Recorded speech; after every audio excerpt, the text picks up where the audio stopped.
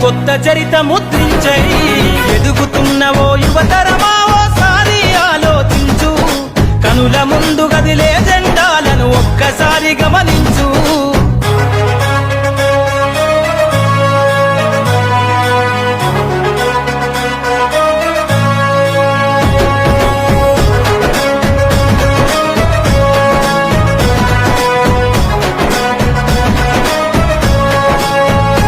అందరి హక్కేల రాజకీయం కోరెను అన్ని వర్గాల ధ్యేయం యువత కదిలొస్తే సందేశం కోరుకున్నది మన దేశం యువకులు నడపాలే రాజకీయం రాసే